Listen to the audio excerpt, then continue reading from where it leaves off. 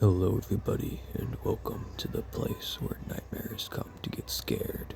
Today is special because this is the very first video on the channel.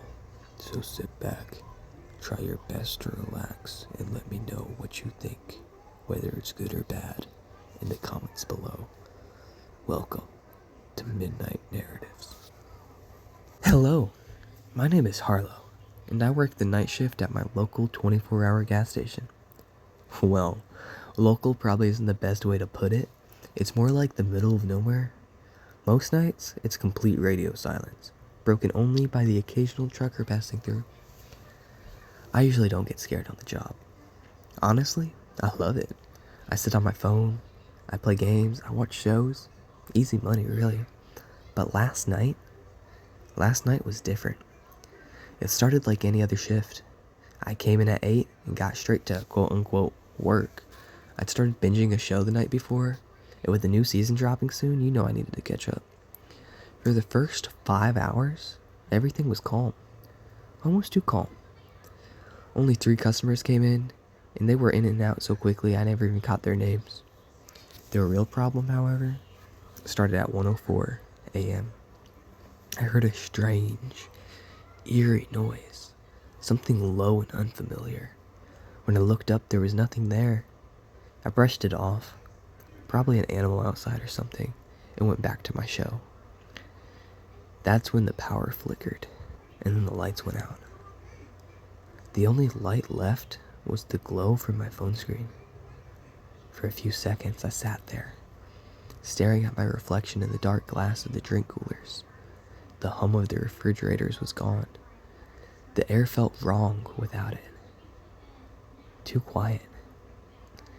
Like the building itself was holding its breath. That's when I saw him.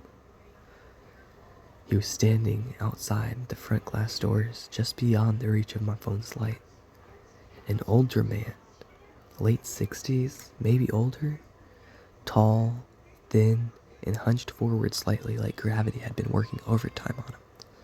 He didn't knock, didn't wave. He just stood there, staring straight at me through the glass. I stood up slowly, my heart picking up speed for reasons I couldn't explain. The automatic doors didn't open because there wasn't any power. The man didn't seem surprised by that.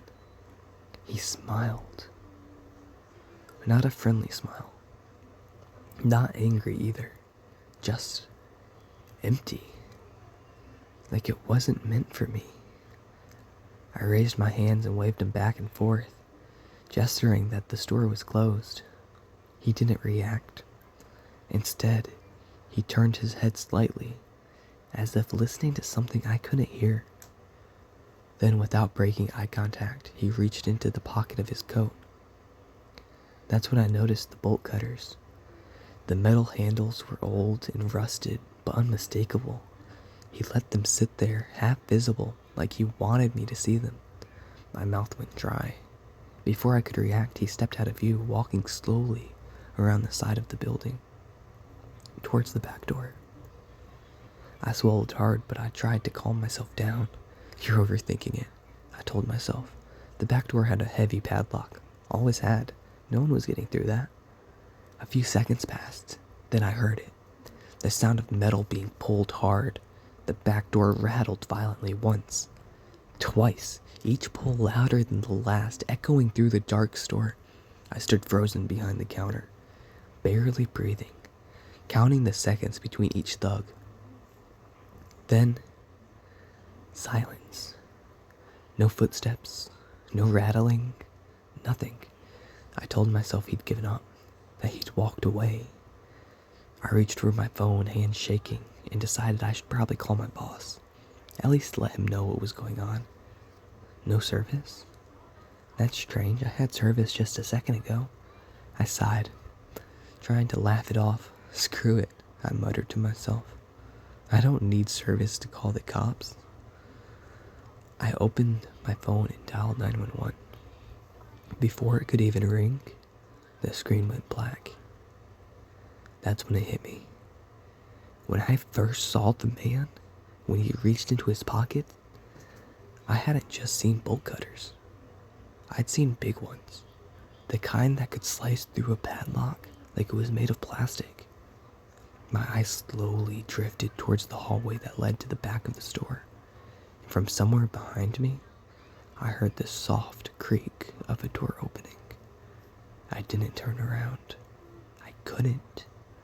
Every instinct in my body was screaming at me to run, but my legs, they refused to move.